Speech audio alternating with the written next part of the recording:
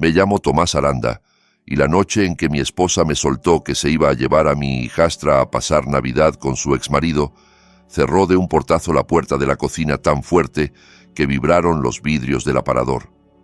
Yo tenía las manos llenas de aserrín y una astilla clavada en el pulgar, como si el mundo hubiera decidido recordarme, con dolorcito mínimo, que todo lo que arreglas siempre te cobra algo. Verónica me apuntó con un dedo de uñas rojas, impecables, y su voz no tembló ni un milímetro cuando dijo, tan claro como una campana: Camila necesita a su padre de verdad. Si no te gusta, divórciate de mí. Me quedé quieto, con la respiración cortada, y descubrí algo peor que un grito: el tono ensayado de alguien que ya tomó la decisión hace rato. No discutí, no esa vez, no porque me faltara rabia, sino porque la rabia se me quedó atrás, como si hubiera entendido antes que yo que ya no servía. Me sacudí el aserrín en el fregadero, me lavé las manos con agua fría hasta que me ardieron y abrí mi viejo portátil en la mesa, el mismo que tardaba una eternidad en encender y que aún así seguía siendo más confiable que la promesa de una conversación honesta en esa casa.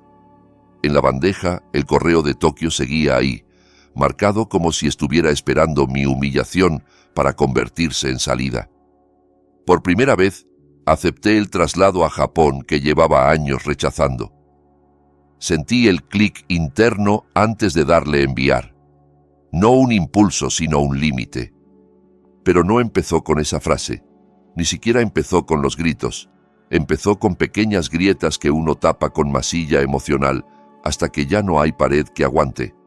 Empezó como un martes gris cualquiera en Río Cedro, ese pueblito donde el invierno se te mete hasta los huesos y te deja una forma de cansancio que no se quita con sueño.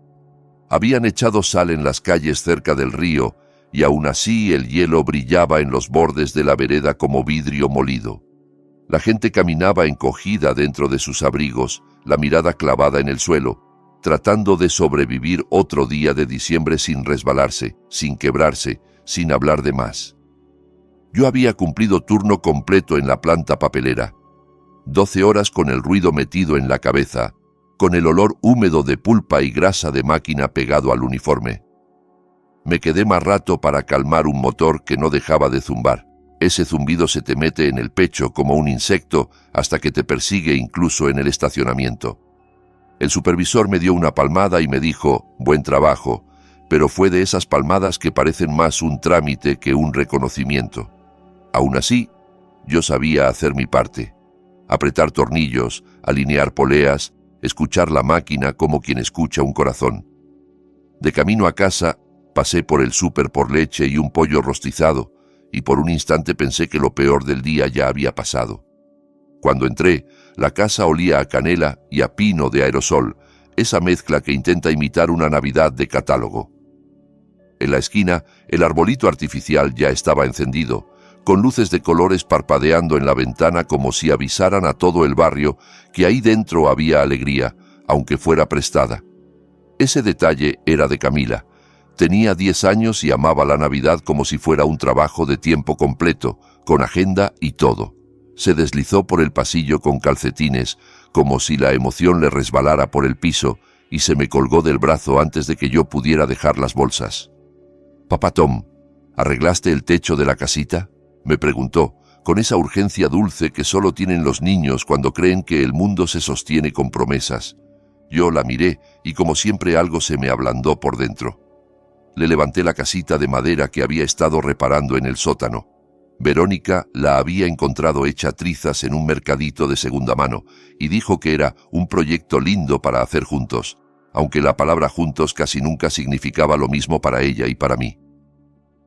Yo me pasé 3 noches lijando y pegando piezas después del trabajo, con la espalda hecha un nudo y la lámpara del banco iluminándome las manos como si fueran las de otro. «Pruébala», le dije. Camila apoyó las 2 manos sobre el techito rosado. No se movió ni un milímetro. «Le dije a mamá que tú podías», dijo orgullosa. «Tú siempre arreglas todo». Me reí bajito, pero por dentro sentí un pinchazo. Ojalá esa frase hubiera sido cierta en todos los sentidos. En la cocina, Verónica estaba de espaldas, revolviendo una olla con movimientos precisos, casi agresivos. Sus hombros estaban tensos. Con los años, aprendí que podía adivinarle el humor por lo altos que los traía. Cuando andaba bien, se le relajaban como si el mundo la alabara. Cuando andaba mal, se le subían como si estuviera lista para pelear con el aire. «Hola», dije, guardando la leche. «Hoy nos dieron el bono de Navidad. No es enorme, pero alcanza para la bici, y un poco más». Ni levantó la vista. «Tenemos que hablar», respondió. Esas 4 palabras nunca anuncian nada bueno, y lo peor es que uno lo sabe antes de que termine de pronunciarlas. «Está bien», dije, midiendo cada sílaba como quien camina sobre hielo. «¿De qué?» Ella apagó la hornilla, dejó la cuchara y se giró hacia mí. Llevaba una blusa bonita, labios perfectos como recién salida del trabajo, como si la cocina fuera una pasarela en la que venía a ganar algo. Y me pegó esa idea incómoda, vieja, insistente. Se arreglaba más para alguien de fuera que para una noche en casa. «Hablé con Héctor», dijo. Héctor, su exmarido, el que se perdía cumpleaños y reuniones escolares, pero siempre tenía una historia lista, una excusa lubricada con pena, una sonrisa de «yo lo intento». «¿Sobre qué?», pregunté, aunque ya se me estaba haciendo un nudo en el estómago, de esos que no son hambre, sino presagio. «Sobre Navidad», respondió, como si fuera obvio. «Nos invitó a una cabaña este año. Dice que quiere recuperar el tiempo con Camila. Ella necesita a su padre de verdad en su vida». Tragué saliva. «Verónica, ya teníamos planes. La misa, la cena en San Lucas, tus papás...» Me cortó con un gesto como espantando una mosca. «Tenemos costumbres, no planes. Tus cenas comunitarias, tu iglesia, tus sillas plegables. Camila merece una Navidad de verdad, una cabaña grande, un árbol de verdad y su papá de verdad». Golpeó esa palabra como un martillo. «Padre de verdad». Como si mi presencia fuera cartón pintado, un decorado útil mientras no estorbara. Me quedé quieto, dejando que me atravesara. Yo había creído, quizá por terco, quizá por ingenuo, que yo era parte de esa familia. «Yo soy el que está aquí», dije, sintiendo la voz rara, como si viniera de un lugar que no usaba seguido. «El que le lee, el que la lleva al dentista, el que va a la escuela, el que sabe qué cereal le gusta, el que...» Verónica frunció los labios con un desprecio tan limpio que dolía más que una mala palabra. «Tú eres el padrastro», dijo, plana. «No hagas esto sobre ti. Tú sabías a qué te metías. Héctor es su padre real. Ella necesita ese vínculo. Quizá, si no fueras tan simple con todo, lo entenderías». Algo pequeño, silencioso, se rompió dentro de mi pecho. No fue un chasquido dramático.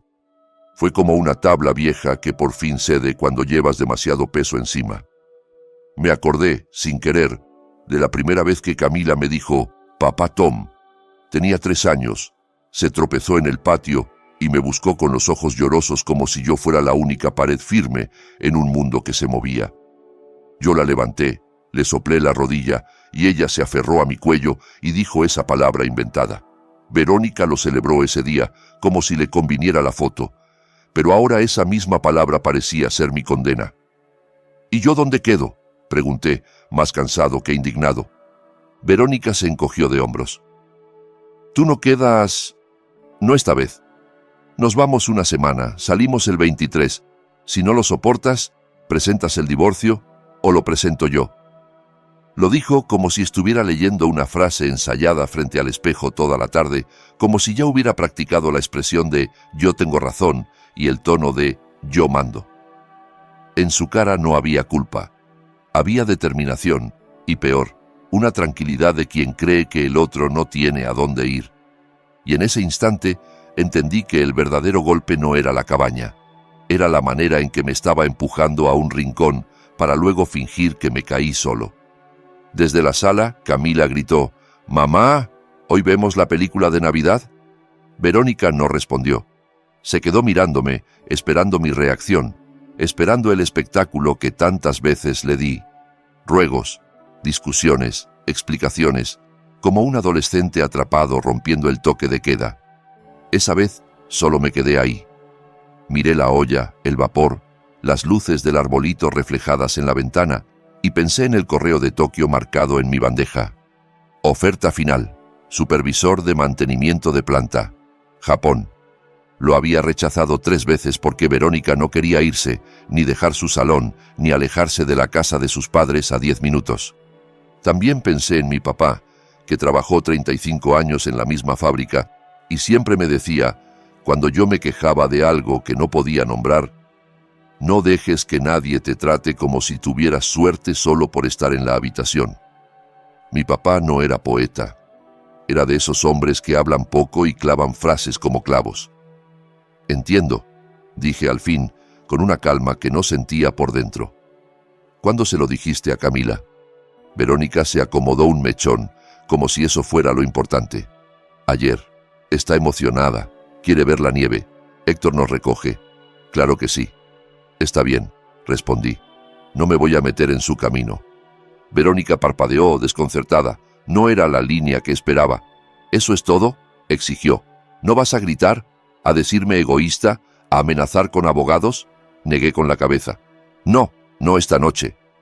Ella bufó, murmurando que yo no tenía columna, y volvió a la estufa como si la conversación hubiera sido una molestia, no una fractura. Yo pasé por el olor de la salsa, por la pila de cartas sin abrir, por el calendario con dibujos de renos que Camila había pegado con cinta y me fui a la sala. Me dolía el pecho de un modo que no era infarto, era pérdida. Camila había alineado a la familia de madera frente a la casita. La figura del papá estaba más cerca de la puerta, como si se preparara para irse. Esa miniatura me hizo tragar un nudo ridículo, porque hasta los objetos empezaban a organizarse con la lógica de la despedida. ¿Peli?, le pregunté. Ella sonrió, con los ojos brillantes. ¿Podemos ver la antigua, la de blanco y negro, la del ángel? ¡Qué bello es vivir!, dije. Sí, esa. Se acurrucó bajo mi brazo con una manta y apoyó la cabeza en mi hombro como si mi hombro fuera su sitio natural. En la pantalla, la vida entera de George Bailey se desplegó. Sacrificios pequeños, momentos callados que casi nadie nota. Yo miraba, pero pensaba en cuántas veces dije que no a ese trabajo fuera, creyendo que estábamos construyendo algo juntos. A mitad de la película, Camila se quedó dormida. Tenía el pelo tibio contra mi camisa y una pestaña apoyada en la mejilla como una coma. La cargué con cuidado, como se carga algo que se puede romper solo con mirarlo, y la llevé hasta su cuarto. Le acomodé la colcha bajo la barbilla, le corrí un mechón de la frente y me quedé un minuto oyendo su respiración tranquila. En la pared tenía pegadas estrellas fosforescentes y un dibujo de un muñeco de nieve con una bufanda enorme. Abajo, la casa se sentía distinta, como vacía de golpe, aunque Verónica estuviera en el dormitorio y la tele siguiera murmurando. Me senté en la mesa de la cocina, acerqué el portátil y abrí el correo de Tokio. «Hola, Kenji», escribí. «Si el puesto sigue disponible, me gustaría aceptarlo». El cursor parpadeó al final como un latido artificial. Leí la frase 2 veces, como si pudiera medir el tamaño exacto de lo que estaba haciendo. Pensé en el pasillo, en el arbolito, en el padre de verdad pronunciado como sentencia. Pensé también en el cansancio de vivir pidiendo permiso para existir en mi propia casa. Y le di enviar. El sonido suave del correo saliendo pareció más fuerte de lo normal en esa cocina pequeña, como si hubiera disparado algo. Esa noche no hice maletas, no dejé una nota. Solo me quedé escuchando la calefacción encenderse y la hielera hacer ese golpe hueco. Ruidos ordinarios de una casa que, de pronto, ya no se sentía mía. Los días siguientes fueron de una normalidad falsa, de esas que te enferman. Verónica actuó como si nada, como si no hubiera soltado un cuchillo y lo hubiera dejado clavado en la mesa. Hablaba por teléfono en el pasillo, bajando la voz cuando yo entraba, y yo aprendí a no preguntar porque cada pregunta era una puerta para que me dijera simple otra vez. Camila, en cambio, me siguió contando cosas, que en la escuela iban a hacer intercambio de galletas, que la señora Benítez había decorado su oficina con un muñeco de nieve, que quería que yo la ayudara a envolver regalos. Yo lo hice, con cinta que se pegaba mal y papel que se rompía en las esquinas, y cada gesto se me sentía como una despedida que no podía nombrar sin romperla. Kenji respondió rápido: «Estamos contentos. Confirme fecha. Enviaremos documentación». La empresa se movió como empresa. Formularios, llamadas, horarios. Yo me moví como hombre cansado. Hice lo mínimo, lo necesario, lo silencioso. Renové el pasaporte, firmé papeles, revisé cuentas. En mi cabeza repetía una frase que no decía en voz alta: no es huida, es supervivencia. Aún así, la culpa se me pegaba como nieve en la suela. La mañana en que salí hacia el aeropuerto, Verónica ya estaba con Camila preparando maletas para la cabaña. Ni siquiera intentó detenerme. No me preguntó cuándo volvía. Solo dijo: «No hagas un drama», como si el drama fuera mío y no de ella. Yo me fui con una mochila, una carpeta y un corazón que sonaba como metal. Cuando el avión aterrizó para la escala, sentí algo que no había sentido en años. Silencio. No paz, exactamente. Más bien el silencio que queda después de una tormenta, cuando el aire huele a lluvia y no sabes si ya terminó o si solo está tomando aire para volver. Miré por la ventanilla y vi el mundo como un tablero frío. Me pregunté, con una punzada, si Camila estaría despierta en ese momento, si estaría mirándome en alguna dirección sin saber que me iba. Tokio me recibió brillante incluso de noche, lleno de luces que se movían. Pero nada de eso me pertenecía. Me instalaron en un departamento modesto, una cocinita mínima, una cama angosta y una ventana hacia una calle donde hombres de traje pasaban con paraguas negros como si fueran sombras ordenadas. La primera mañana me perdí. Fue así de simple. Salí con el mapa del teléfono abierto y aún así terminé en una calle paralela, mirando letreros que no podía leer, escuchando anuncios que me sonaban a agua golpeando piedra. La ciudad era un animal enorme que respiraba electricidad. En la estación, la gente caminaba como si supiera exactamente a dónde iba, y yo, con mi chaqueta vieja y mi cara de extranjero, era una nota fuera de ritmo. Compré un café en una máquina y me supo a quemado. Me dio risa por primera vez en días, una risa seca. Pensé, si me equivoqué de vida, al menos que me equivoque lejos. A las 7, Kenji me encontró en la entrada de la planta y me saludó con una leve reverencia que me descolocó. Kenji era alto, de voz suave, y sonreía siempre con educación, como si su cara hubiera sido entrenada para no romper nada. Me presentó al equipo. Ellos respondieron con otra reverencia y con un yoroshiku que yo repetí torpe sintiéndome niño. Respeto. Simple, automático, sin condiciones. Me resultó extraño después de tantos años viviendo con cuidado, midiendo cada palabra en casa. «Aquí trabajamos duro», me dijo Kenji mientras nos poníamos el equipo de seguridad. «Pero también nos cuidamos entre todos. Vas a encajar». Asentí, aunque la verdad era otra. Me sentía como un fantasma caminando por la vida de alguien más, un hombre que dejó su sombra en un pueblo frío y ahora andaba sin ella por pasillos impecables. Los primeros días me hundí en el trabajo como quien se agarra de un borde para no caer. Las máquinas tenían otro idioma, pero la lógica era la misma: ruido, temperatura, vibración, desgaste. Me gustaba esa honestidad. Un rodamiento no finge, una correa no manipula, o está bien o no está. Sin embargo, cuando terminaba el turno y volvía a mi departamento, el silencio se me volvía enemigo. Me quedaba parado frente a la cama, sin sacarme los zapatos, escuchando el sonido de la ciudad filtrado por la ventana. Y entonces venía el impulso: sacar el teléfono, revisar mensajes, buscar el nombre de Camila como quien busca aire. La primera semana revisé el teléfono una y otra vez. No había mensajes de Verónica y eso no me sorprendía. Podía pasar semanas fingiendo que yo no existía si le convenía. Pero de Camila, yo esperaba algo, una pregunta, una foto, cualquier señal de que todavía había un hilo. Así que escribí yo primero: «Hola, Peque, espero que te estés divirtiendo. Estoy en Japón. Te extraño». Miraba el doble check como si fuera una oración. No respondió. Al día siguiente insistí. Te mandé un regalito. Seguramente tarda una semana. Te quiero. Nada. Empecé a sentirme ridículo, como un hombre hablando a una puerta cerrada. Unas noches después, para hacer algo que no fuera a esperar, caminé por un mercado cercano y encontré una tiendita con cosas de madera. Un señor mayor me mostró amuletos, y yo entendí poco, pero vi un zorro pequeño, tallado con una paciencia casi cariñosa. Me dijo una palabra que yo no supe repetir. Señalé el zorro y asentí. En mi cabeza, el zorro significó protección, porque yo necesitaba creer que podía mandar algo que protegiera a Camila incluso si no podía abrazarla. Lo empaqueté con torpeza, escribí la dirección de Río Cedro como si fuera un hechizo, y lo envié.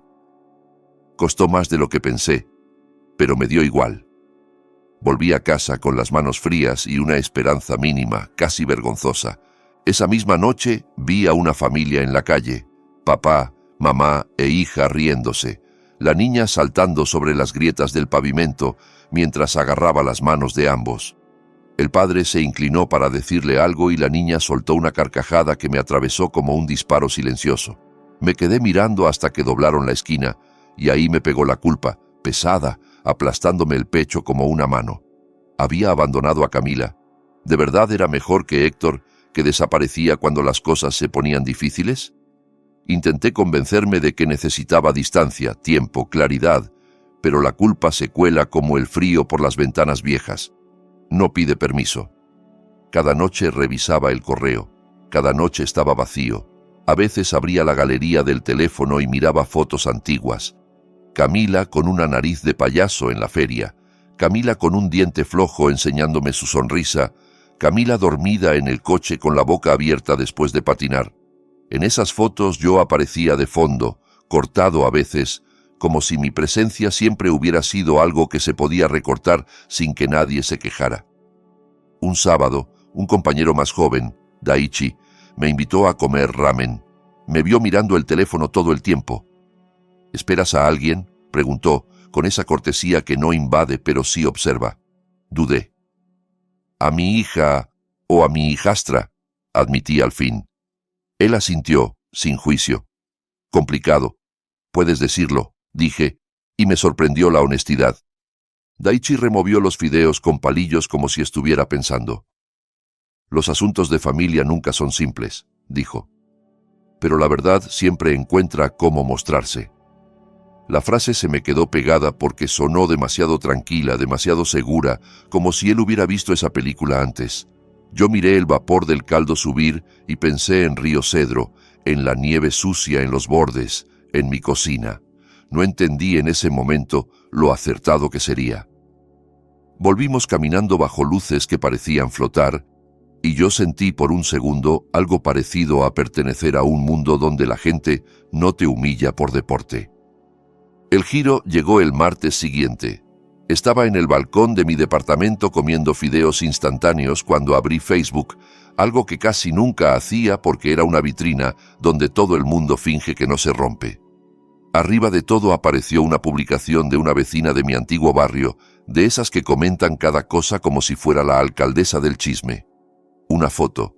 Verónica y Camila frente a una cabaña enorme cubierta de nieve. La imagen tenía esa luz limpia de postal, como si la felicidad se pudiera ajustar con filtro.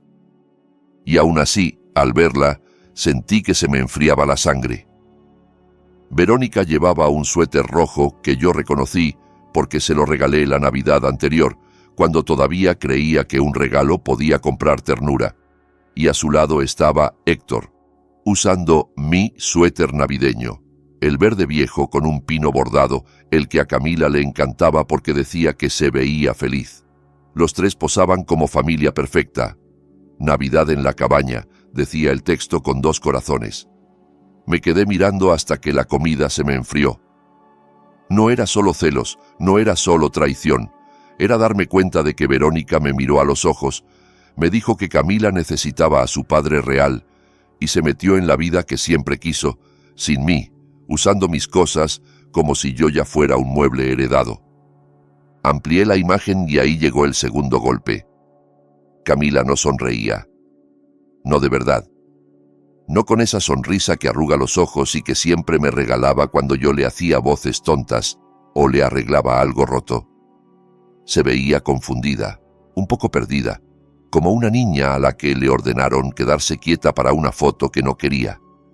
Tenía las manos juntas frente al cuerpo, como cuando estaba nerviosa. Esa expresión me hizo algo raro. Me rompió y me arregló a la vez. Cerré Facebook y me cubrí la cara con las manos. Sentí como la culpa vieja empezaba a transformarse en otra cosa, determinación. No podía protegerla desde lejos si me estaban cortando los hilos. Esa noche intenté llamarla. Una vez. 2. Saltó directo al buzón como si mi número ya no existiera. Probé con Verónica, solo para confirmar lo que ya sospechaba, y tampoco entró. Me quedé mirando el teléfono como si fuera una herramienta que se me hubiera descompuesto, una llave que ya no abre la misma puerta. Daichi me escribió preguntando si estaba bien. Le dije que sí. Mentí con facilidad, y luego me odié por hacerlo. Kenji, al día siguiente, notó mi cara y me preguntó si necesitaba descansar. Le dije que era el jet lag. En parte era verdad. El desfase no estaba en el reloj, estaba en el pecho. Pero lo peor aún venía. 2 días después estaba en la sala de descanso cuando Daichi entró con el teléfono en la mano, más serio de lo que lo había visto. «Tomás», dijo incómodo. «¿Tu apellido es Aranda, verdad?»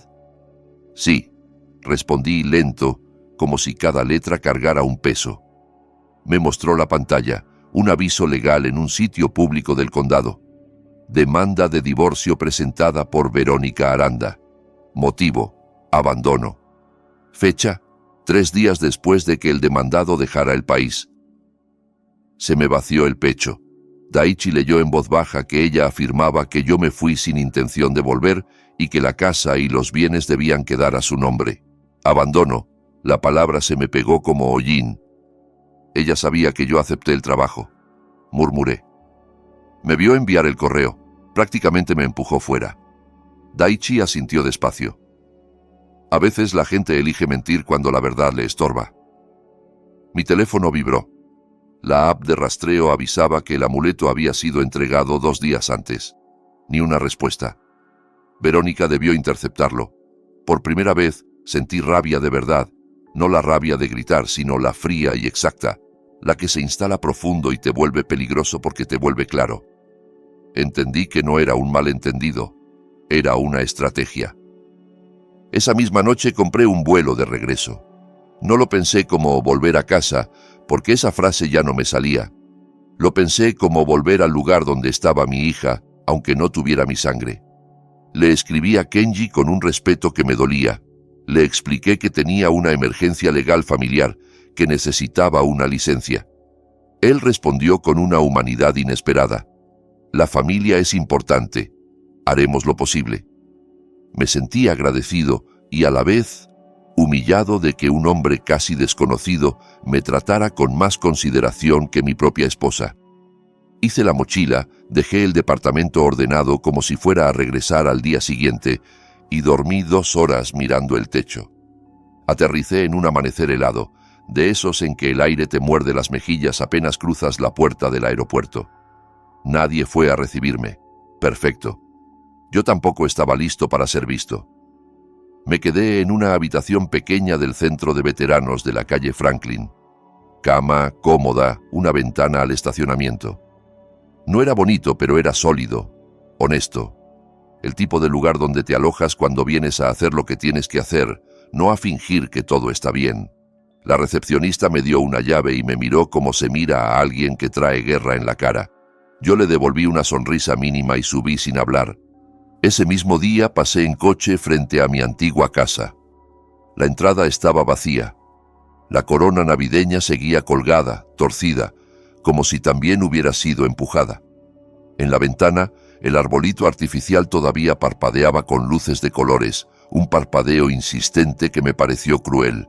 Me costó todo no detenerme, subir las escaleras y tocar, pero seguí. Antes de enfrentar, necesitaba información. No podía entrar como hombre herido. Tenía que entrar como hombre preparado. Aprendí eso en la planta. Si vas a arreglar algo, primero diagnosticas. Si te saltas ese paso, lo rompes peor. La primera parada fue la cooperativa de ahorro del Río Grande. La cajera, Rocío, me conocía de años. Me había visto depositar cheques con dedos manchados de grasa. Me había escuchado bromear sobre lo caro que era todo. Se le abrieron los ojos al verme. Tomás, creí que te habías ido al extranjero. No para siempre, dije. Mi voz sonó más áspera de lo que quería. Rocío bajó la voz, y ese gesto me confirmó que en el pueblo los secretos no existen, solo los susurros. Tu esposa vino a intentar sacar todo el dinero de la cuenta compartida. Armó un escándalo cuando le dijimos que sin tu firma no podía. Pidió hablar con el gerente, luego con el consejo. Tuvimos que pedirle que se fuera. Me apreté el puente de la nariz. Dijo por qué. Rocío suspiró como quien ya está cansada de ser espectadora de tragedias ajenas. Dijo que abandonaste a la familia y que necesitaba fondos de emergencia. Ya sabes cómo es el procedimiento. Me imprimió los movimientos de los últimos 3 meses, mis transacciones de un lado, sus intentos del otro. El papel salió tibio, recién parido por la máquina, y aún así se sentía como evidencia de algo podrido. Gracias, Rocío, dije, y ella me apretó la mano con fuerza un segundo. Ese apretón fue un «no estás loco», sin palabras. Después fui al supermercado central, no por hambre, sino porque en los pueblos los rumores corren más rápido que las noticias y, a veces, el rumor te dice qué mentira está funcionando. Empujé el carrito despacio, escuchando. La gente no susurra tan bien como cree. Se largó con alguien en Japón. Pobrecita Verónica, la dejó con la niña y las cuentas. Igual que el primer marido, ¿qué ojo tiene? Cada frase era una piedra que me tiraban sin que supieran que yo estaba ahí, vivo, respirando, aguantando. Doblé un pasillo y casi choqué con una cajera, Patricia, que me había cobrado 1000 veces. Abrió la boca del susto. «Santo cielo, Tomás». Entonces era mentira. Negó con la cabeza, indignada. Ella contó que te fuiste con una muchacha jovencita, que te gastaste el bono en ti. Solté un aire lento, tratando de no dejar que me temblaran las manos. No es verdad. Patricia cruzó los brazos, mirando hacia donde estaba la fila de cajas como si Verónica pudiera aparecer ahí mismo. Tú siempre me pareciste un hombre firme.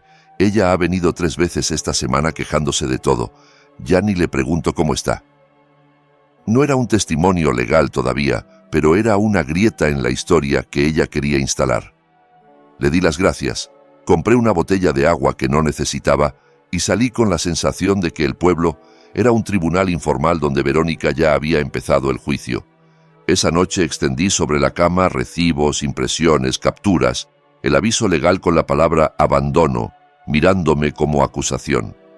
El cuarto olía a detergente barato y calefacción seca. Pero lo que más me golpeó no fue un papel. Fue el dibujo. El que Camila me hizo antes de irse. Ella y yo tomados de la mano junto al árbol, con una estrella enorme arriba y un perro inventado al lado porque a ella le gustaba imaginar perros. Lo había guardado en mi bolso como quien guarda una prueba de que algo fue real.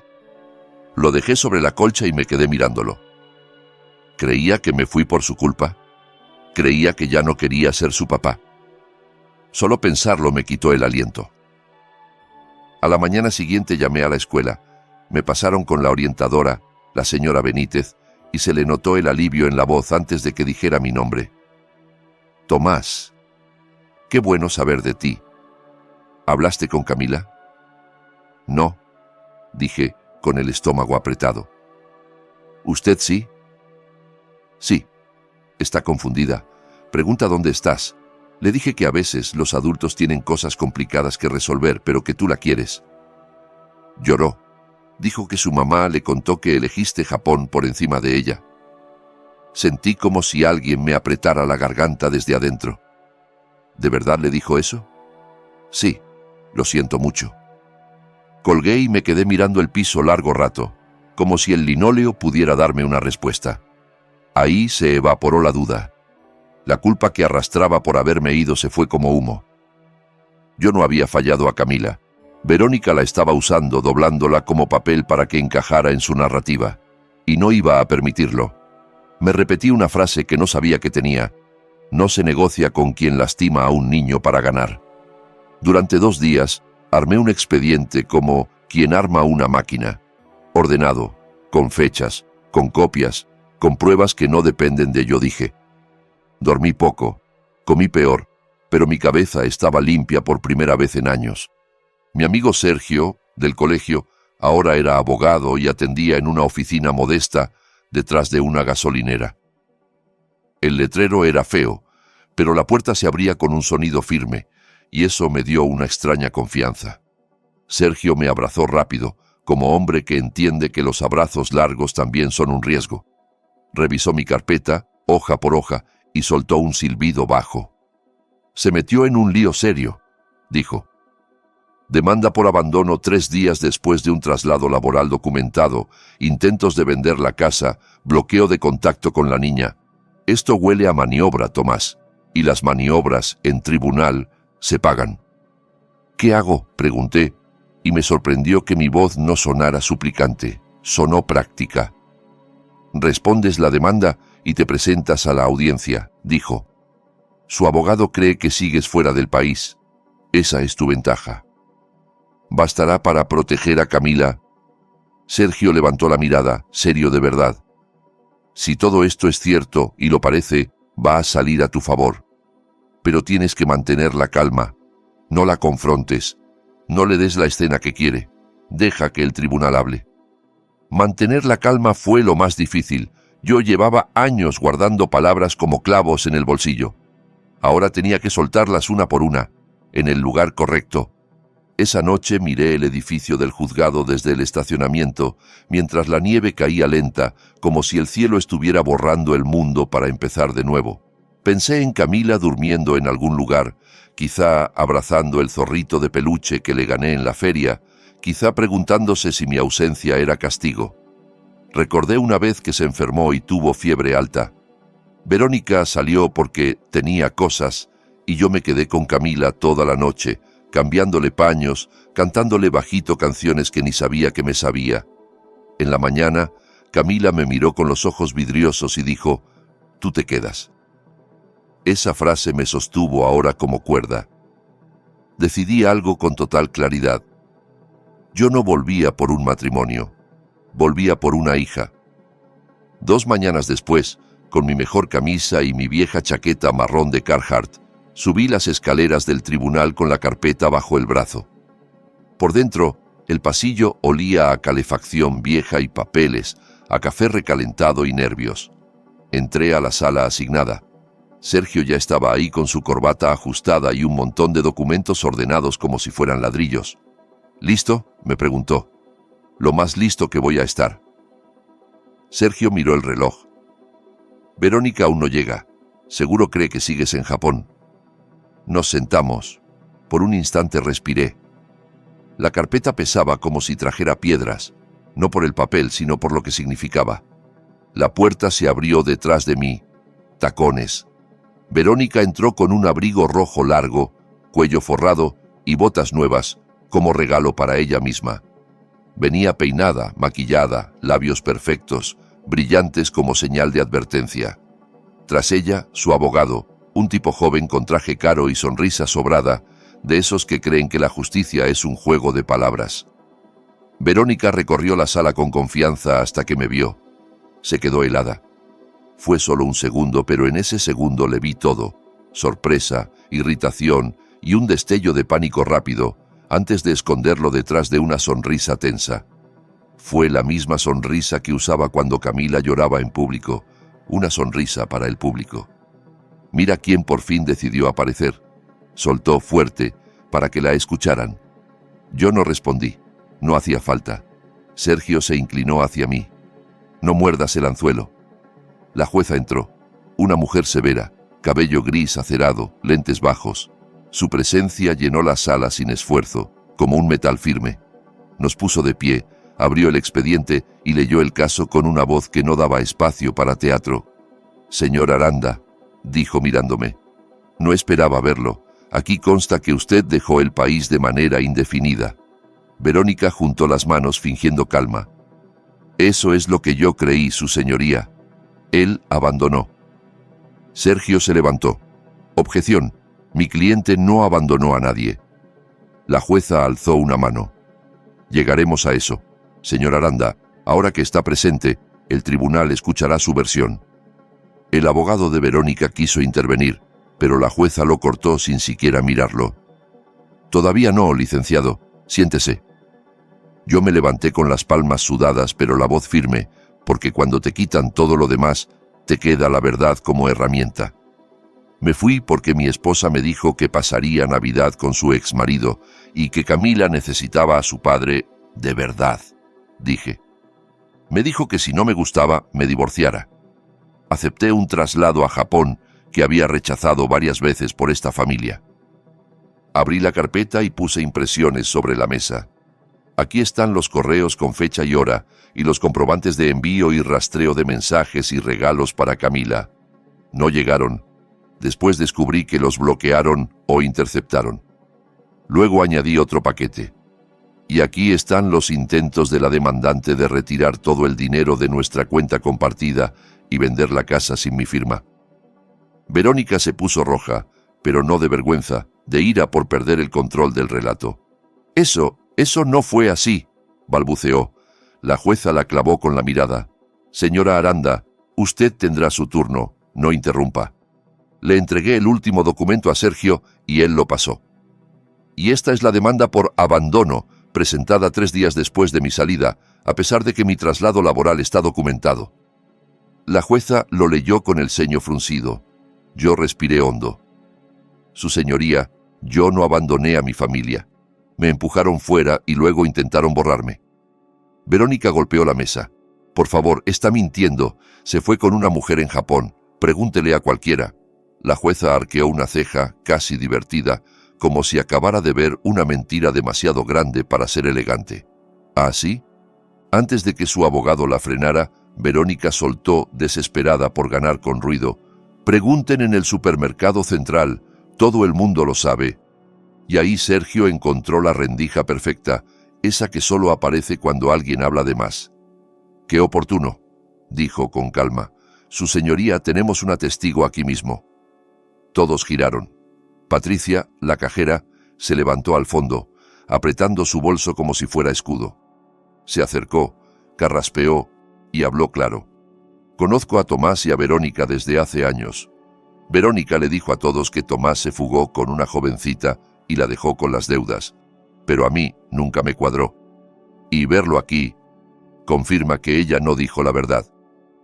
Un murmullo recorrió la sala. Vi a Verónica apretar la mandíbula con una violencia contenida. «Ella no sabe nada», escupió, pero ya era tarde. La mentira había perdido su maquillaje. La jueza se recostó, juntó las manos. «Señora Aranda, usted presentó abandono 3 días después de un traslado laboral documentado. Intentó liquidar bienes sin autorización. Bloqueó comunicaciones entre la menor y quien, por lo que veo, ha sido figura parental estable. ¿Entiende la gravedad?» Verónica abrió la boca y no le salió sonido. La jueza siguió, sin elevar la voz, que era lo más aterrador. «Este tribunal observa un patrón de deshonestidad y manipulación». El abogado de Verónica intentó salvarlo con un «podemos llegar a un acuerdo», pero la jueza negó con una lentitud que pareció una sentencia. «No, no podemos», firmó con un trazo seco. «Resolución provisional. La autoridad principal de decisiones queda a cargo del señor Aranda. Se ordena a la señora Aranda detener cualquier intento de venta de la propiedad. La conducta financiera será revisada por un auditor. Se designará una defensora ad litem para evaluar el interés superior de la menor. Y la señora Aranda deberá reponer cualquier monto retirado de forma indebida». Las palabras cayeron una tras otra, pesadas, exactas, como ladrillos acomodándose. Verónica pasó del rosa al rojo oscuro. «Esto es absurdo. Ni siquiera es su padre de verdad», gritó, y ese grito, ahí, en una sala donde se supone que se protege a los niños, sonó como una confesión. Los ojos de la jueza se endurecieron. «A veces los padres de verdad son los que se quedan, señora Aranda», dijo sin temblar. «Se levanta la sesión». El mazo sonó, las sillas rechinaron, la gente murmuró. Verónica salió hecha una furia, con su abogado detrás, y yo me quedé quieto, como si el cuerpo no supiera todavía que podía respirar. Y entonces, entre el ruido, algo pequeño lo quebró todo. «Papá Tom». Me giré. Camila estaba en la puerta junto a la orientadora. Tenía los ojos mojados. Pero su sonrisa, esa sonrisa, era real. No era la sonrisa de foto, era la que le nacía del pecho. Corrió hacia mí y me abrazó la cintura con fuerza, como si quisiera asegurarse de que yo era sólido, de que no era un sueño. «Yo sabía que no me dejaste», susurró. Yo no pude hablar. Solo la apreté, una mano en la nuca, sintiendo su pelo bajo mis dedos, mientras el tribunal se vaciaba alrededor. Ese abrazo cambió el mundo. Yo ya no era el padrastro. Yo era papá. No por un papel, no por sangre, por permanencia. La semana siguiente, la casa estuvo silenciosa de una forma que nunca había estado con Verónica adentro. No vacía, tranquila. Volví temporalmente por orden del tribunal, mientras la defensora ad litem hacía su evaluación. Entrar de nuevo fue extraño. El mismo pasillo, el mismo olor a canela vieja, pero sin la tensión en el aire. Camila se quedaba noches alternas y, cuando no estaba, yo igual buscaba sus pasitos en el pasillo, como si el oído se hubiera acostumbrado a ella. Ella llenaba un hogar sin esfuerzo, tarareaba al cepillarse el cabello, tamborileaba los dedos al hacer tareas, hablaba en voz bajita con la casita de madera que yo arreglé, moviendo a la familia en miniatura como si les construyera una vida mejor de la que nosotros habíamos logrado construir. La primera noche que durmió conmigo, a eso de las 2 de la mañana, se metió a mi cama sin decir nada y me rodeó el pecho con un brazo, como si temiera que yo desapareciera si no me sujetaba. Su cuerpo estaba tibio y olía a champú infantil. «Sigo aquí», le susurré en la oscuridad y sentí su cabeza asentir contra mi hombro. No me soltó. En ese silencio entendí que no solo estaba peleando un divorcio, estaba reparando una confianza herida. A la mañana siguiente hicimos chocolate caliente y ella sopló la taza con una seriedad que me dio risa. «No me gusta cuando la gente miente», dijo de repente sin mirarme. Yo apreté los dientes. «A mí tampoco, Peque». El jueves llegó la defensora ad litem, Silvana, con abrigo azul marino y una tabla en la mano. Tenía una cara que no era dura, pero sí atenta, como alguien que aprendió a leer lo que no se dice. Recorrió la casa, preguntó de todo sin parecer invasiva. ¿Dónde guarda Camila sus trabajos?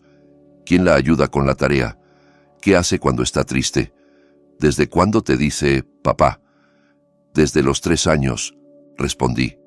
Le mostré el cajón donde guardaba dibujos, el estante con libros, la casita de madera con el techito rosado firme. Silvana observó como quien mide algo invisible.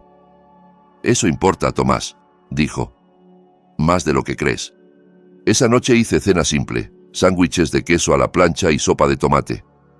Camila mojaba las puntas del sándwich en la sopa y decía que era fino, con voz de señora elegante que aprendió viendo películas viejas conmigo. Me habló de la escuela, de la mascota nueva de una amiga, de un dibujo que iba a hacer para Silvana. «Puedo dibujar lo que yo quiera», dijo. «Voy a dibujarte a ti y a mí en el festival de invierno, el de las esculturas de hielo». Me tragué un nudo. «¿Y mamá?», pregunté con cuidado. Camila apretó los labios. «Mamá se enoja mucho», dijo, como si eso fuera toda la explicación del mundo. A veces, para un niño, lo es, y justo cuando la semana parecía enderezarse, Verónica regresó. Fue un lunes por la mañana. Había nevado lo suficiente para tapar las grietas de la entrada. Yo apenas había servido café cuando escuché un portazo que hizo temblar la ventana. Otro. Pasos rápidos crujiendo sobre la nieve. Y luego el golpeo. «¡Pam, pam, pam! ¡Abre ahora mismo!», chilló Verónica. Dejé la taza, Respiré despacio y fui a la puerta sintiendo cómo el cuerpo se me tensaba por costumbre. Abrirle era como abrirle a una tormenta. Cuando abrí, entró una ráfaga de aire helado con su respiración hecha trizas. Verónica estaba en el porche, pelo revuelto, abrigo desabrochado, botas llenas de nieve. Tenía los ojos enormes, casi desesperados, pero la desesperación en ella siempre venía mezclada con rabia, como si el mundo le debiera algo. ¿Crees que ganaste? ¿Crees que esto se acabó?, gritó. Yo mantuve la voz baja porque había aprendido que el volumen es gasolina. Tú no tienes derecho legal de estar aquí. Ella empujó hacia adelante hasta tocar el umbral. Esa jueza me humilló delante de todos. Me arruinaste la vida. Yo no arruiné nada, dije. Yo dije la verdad. El tribunal hizo lo demás. Verónica apretó los puños. Me robaste a mi hija. Camila no es algo que se robe, respondí. Y tú lo sabes.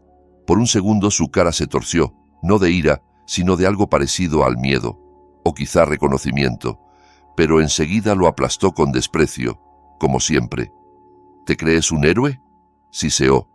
No eres nada, nada. Detrás de ella, un auto estaba encendido en la entrada. Miré por encima de su hombro y vi que no era su camioneta. Era la pick-up de Héctor. El motor sonaba grave, impaciente. Ese sonido me dio escalofríos porque anunciaba una presencia sin intención de intervenir. Héctor estaba al volante, brazos cruzados, mirando la escena como piedra. No se bajó. No saludó. Ni siquiera la miró a ella con preocupación. Yo entendí al instante que algo se había movido bajo sus pies, que su padre de verdad no era tan firme como ella vendía. Verónica siguió mi mirada y chasqueó furiosa. ¡Ya vete! Él no bajó el vidrio, no contestó. Puso reversa, salió de la entrada y se fue sin una palabra, dejándola ahí como quien deja una bolsa de basura en la vereda. Verónica se giró hacia mí con los ojos encendidos. «Es un cobarde», escupió. «Un cobarde patético, tú y él». Yo sostuve la puerta con una mano, sintiendo el frío en los nudillos. «Por tu bien», dije, muy quedo. «Vete». Soltó un grito ahogado, de frustración pura, y se alejó pisando la nieve. Resbaló una vez en el hielo, se sostuvo y siguió, mascullando maldiciones mientras desaparecía por la acera. Cerré la puerta. El sonido fue sordo y definitivo, como si la casa misma hubiera dicho basta. Me quedé un minuto apoyado contra la madera, escuchando mi propio corazón, y pensé que esa era la primera vez en años que yo cerraba una puerta sin miedo a lo que venía después. 2 horas más tarde abrí el correo y encontré un mensaje de Héctor con asunto: «Sobre todo esto».